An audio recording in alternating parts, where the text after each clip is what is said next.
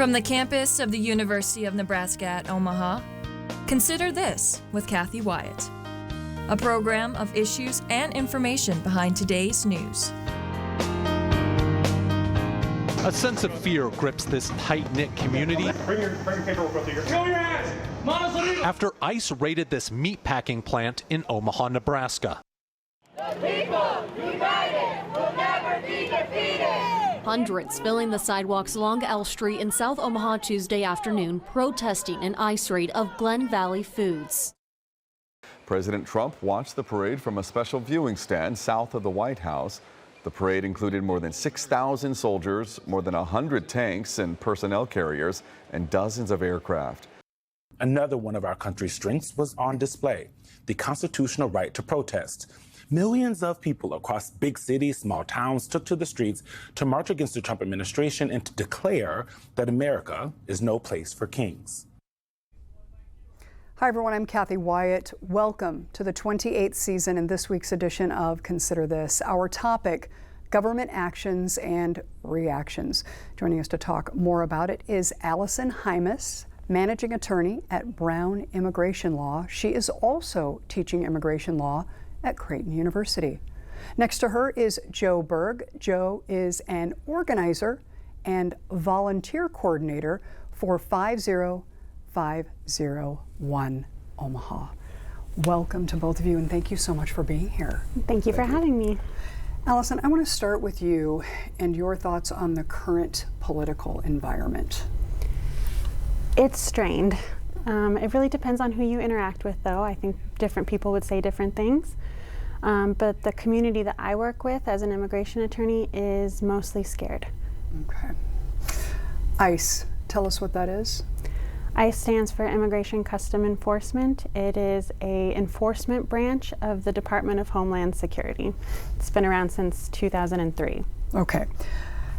How did you learn of the ICE worksite raid in South Omaha? I am part of a network of attorneys. We talk to each other via text message, but also through email and listservs. So I found out about it pretty much as soon as it was happening. And then there's also a safety planning group, mostly run through CIRA and Nebraska Appleseed, ACLU. There's a lot of organizations that are part of the safety planning group. Okay, we're going to put some video up for our viewers. And as we're doing that, I'm interested in your reaction, especially knowing what you do day in and day out, as you watched this whole situation unfold.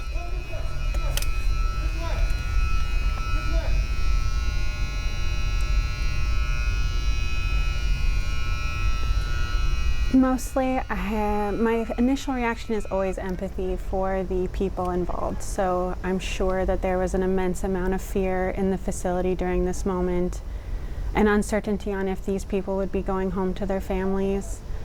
I think back to the O'Neill raids that happened in 2018 in Nebraska, and how I know those communities were affected immediately after the raids. I mean, this kind of thing causes deep distress in a community. Those communities often shut down, businesses will close, schools will let students out early if they're in session, which certainly happened in O'Neill. There were kids that couldn't even go home after the O'Neill raids. Teachers had to take in students because both parents got detained. I know that the facility shut down for the entire day, and then I know that the next day was not operating at full capacity. So, what can you tell us about the meatpacking plant?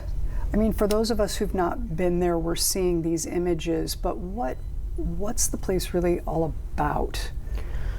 Honestly, it is a grueling job. The people that work these jobs deserve the utmost respect from us. It is long hours, it is tough on their bodies, they are exposed to hazardous materials. I mean, the smell alone would prevent most people from wanting to work at one of those facilities, so it is a tough job.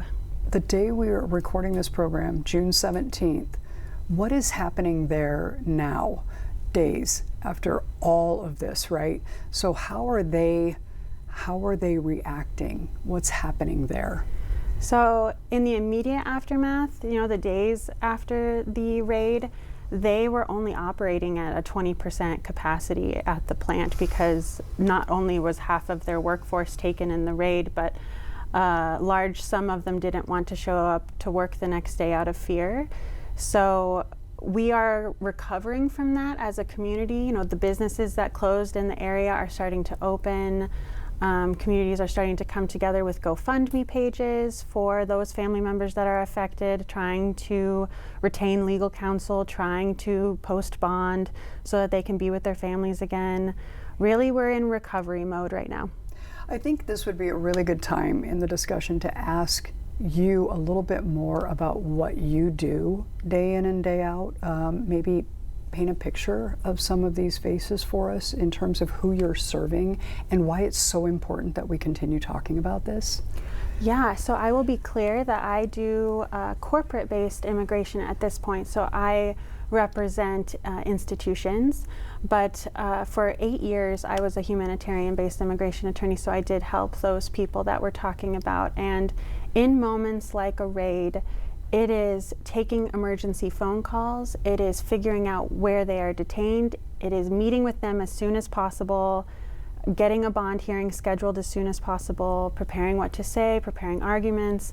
It is a mad dash to make sure that you represent these people to the best of your ability. Immigration attorneys are stressed right now. I think when people watch, there is obviously empathy out there, but it's well, that's an arm's length away from me. That's not going to impact me. But this is going to have implications both in the short term and the long term. I'd like to ask you to speak to those implications, if you would.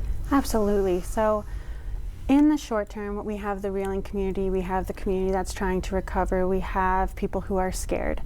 In the long term, we have a much stronger economic impact that I think people should be more aware of rather than just the empathetic one.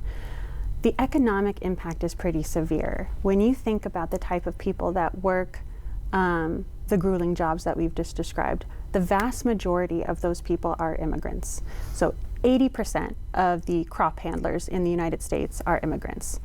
Somewhere along the lines of 45% of the packing plant industry is employing immigrants. But beyond those sort of manufacturing and agricultural institutions, we also have 1 in 5 doctors in the United States are immigrants. I mean, communities are built on immigrants.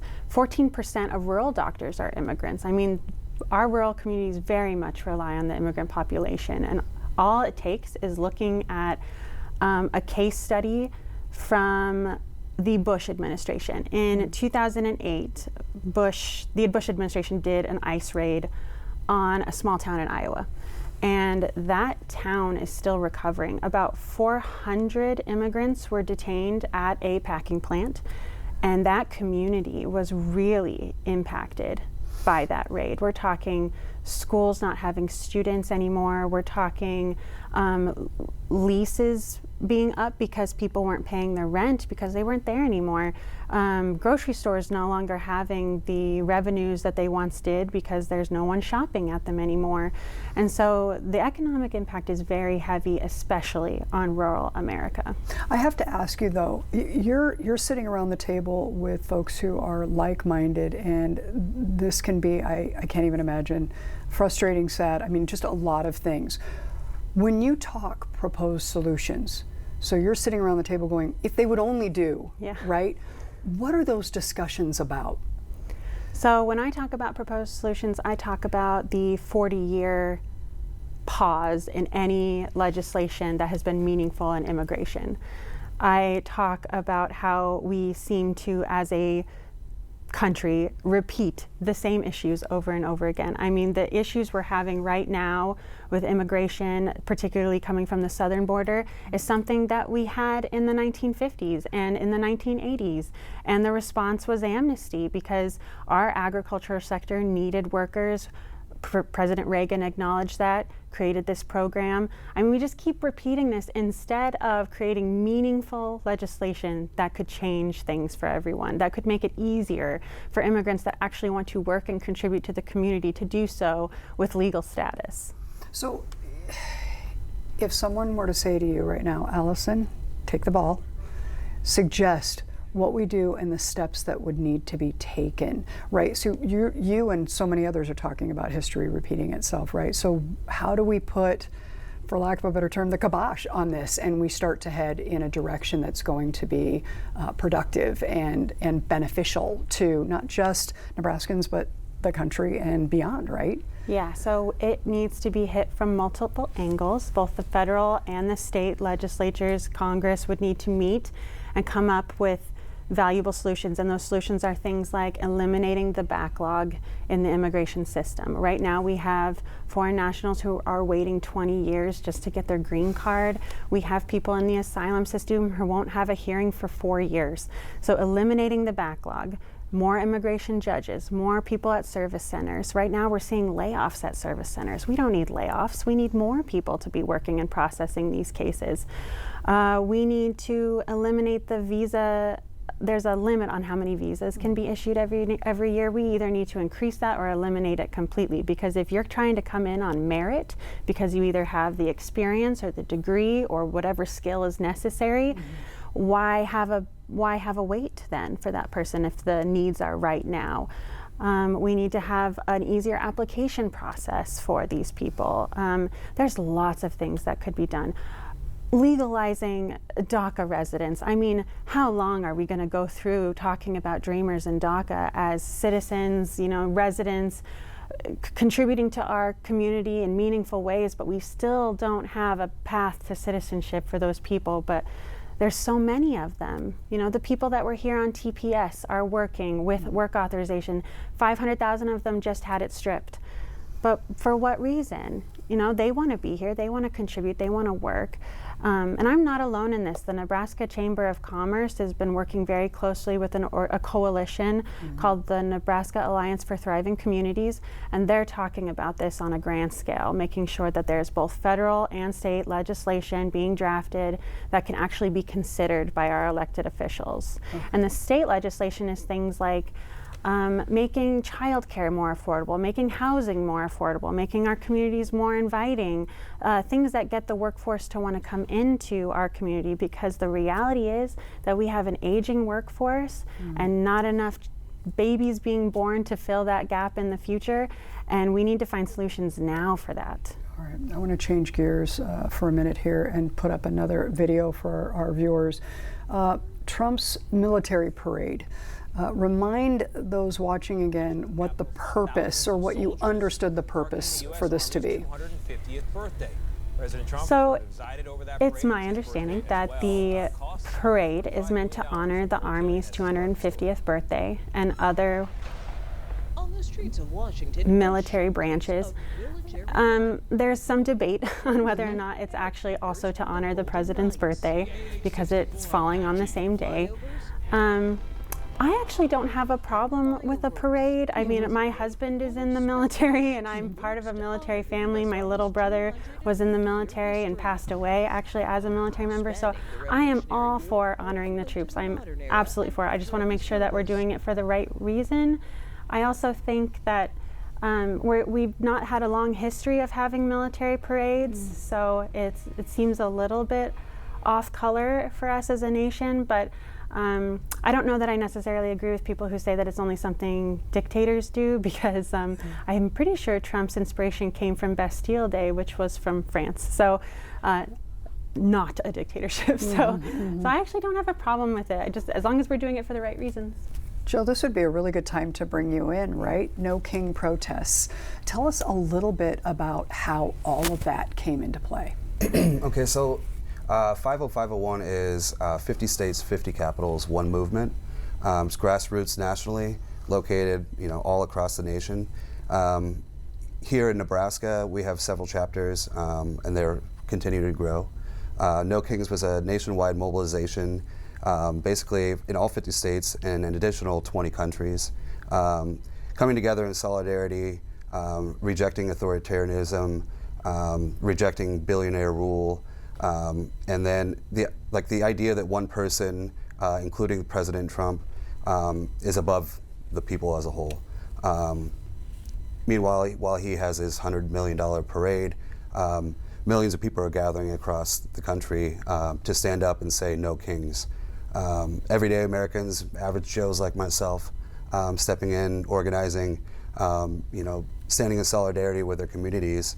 We want to remind him that we don't have kings in America, and there is due process, and we have checks and balances. This is a constitutional republic, a democracy, and we do have the say. Our communities, we're rising up.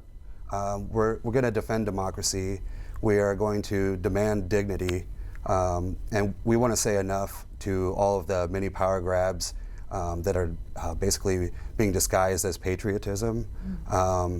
June 14th, like you mentioned, marked the 250th birthday of the U.S. Army. And 1775 is when Americans stood up against the monarchy and rejected authoritarian rule. We honor the spirit of that in our founders by standing up for would-be kings and rejecting that idea. Authoritarians use fear, and we are trying to harness solidarity. When you say we, remind us, how many folks were involved with this? Well, I heard there were 2,300 cities across America that participated.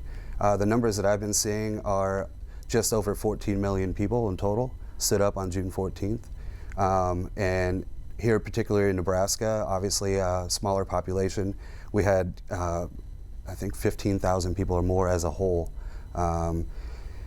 We also had 20 countries participating. The response was organic, it was passionate.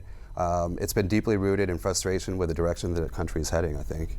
We have a map of Nebraska. We're going to put that up for our viewers now. And as we're doing that, what were you hearing? And we'll talk about the Omaha demonstration too, but statewide, what were you hearing in terms of what happened that day and how people were kind of walking away from that? What were they feeling and so forth?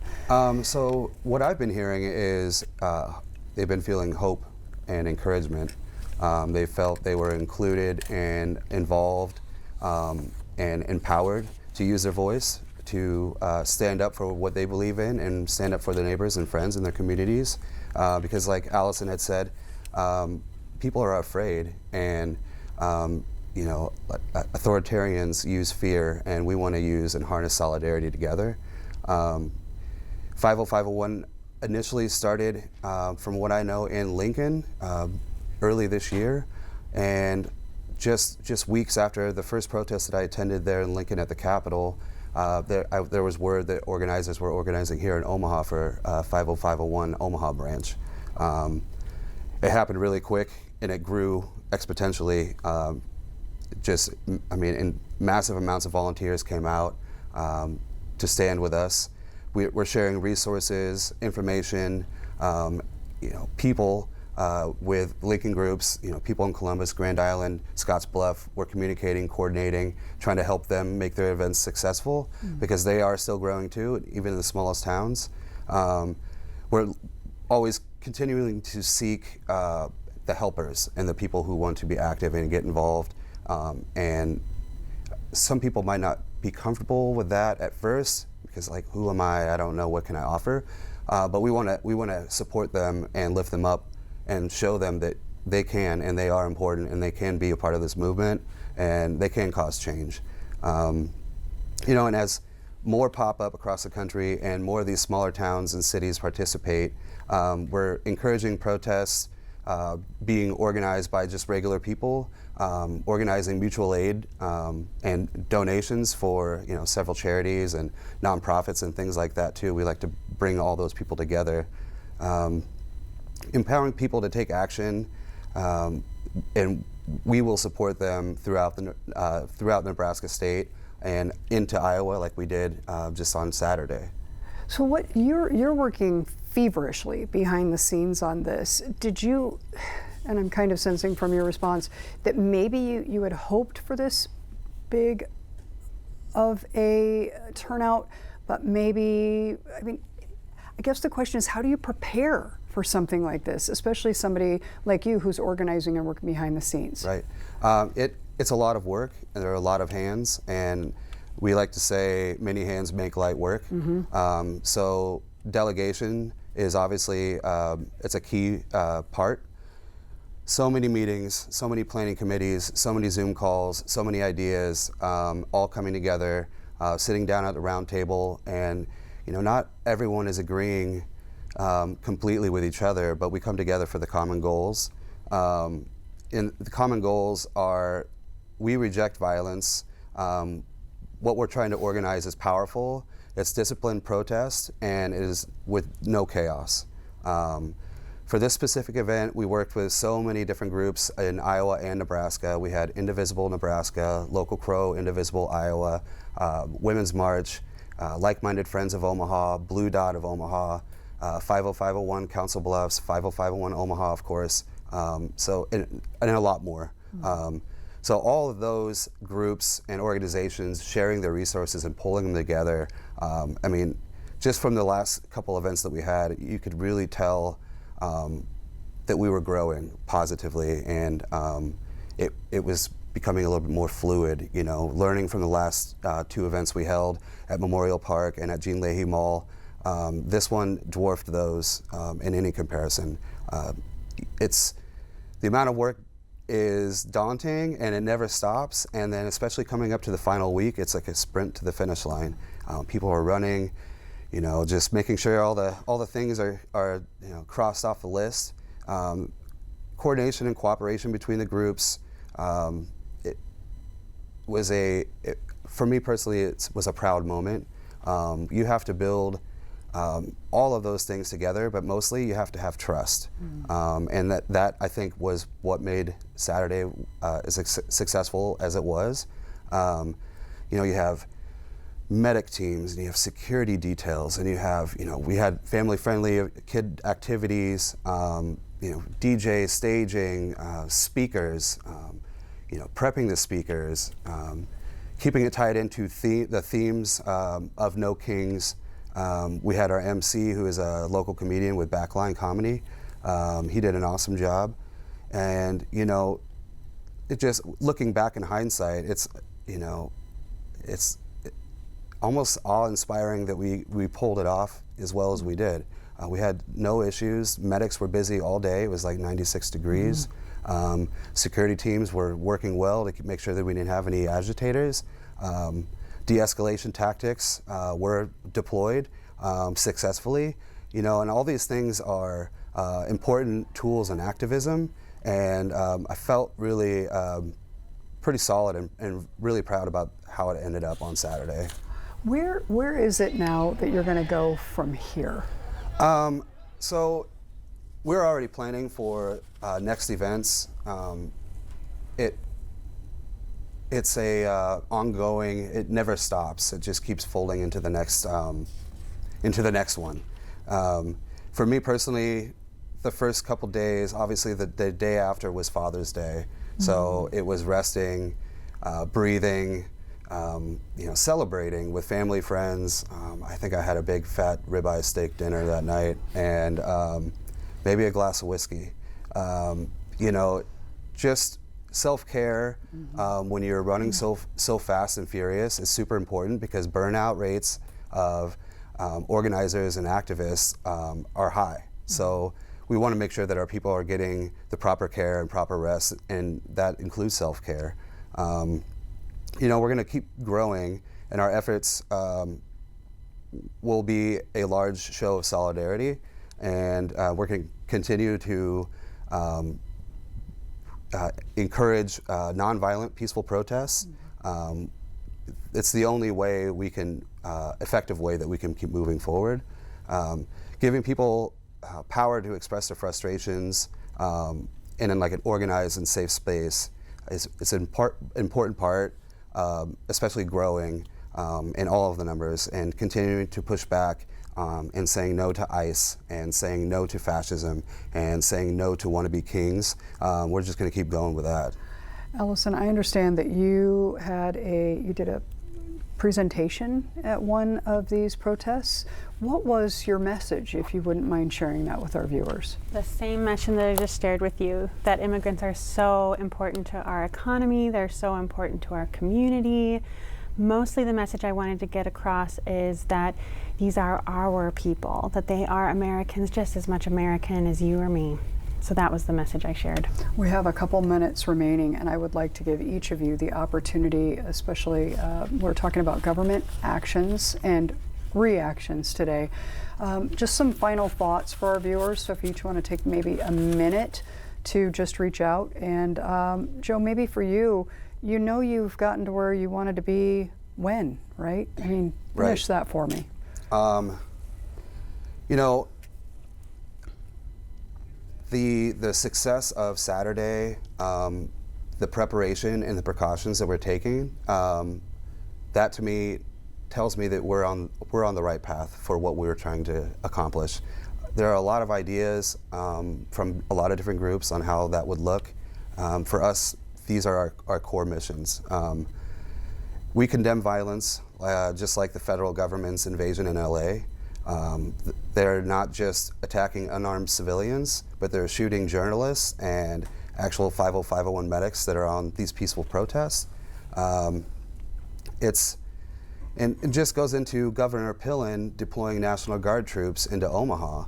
And, you know, that's based, I believe, it's based on his allegiance to President Trump. And if we want to, it's not about protection, it's about them wanting to provoke us. Okay. And we want to keep everybody in line and in tune to that same guiding principle, nonviolent, peaceful protest, because that's what we're going to do, and that's how we're going to be effective. Okay, thank you, Allison. Less than a minute.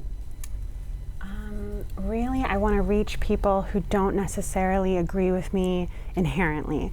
I want to talk to those people, and I want them to understand or ask questions, as many questions as you have, but really understand that immigrants are the backbone of our community.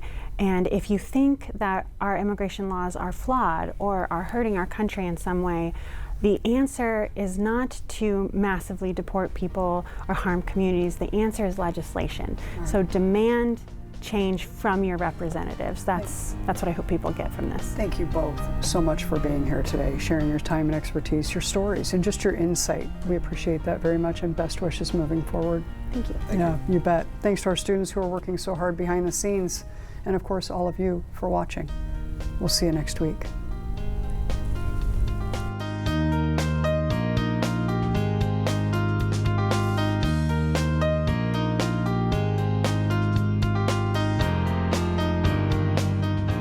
Consider This is an issues and information program produced by UNO Television in the School of Communication.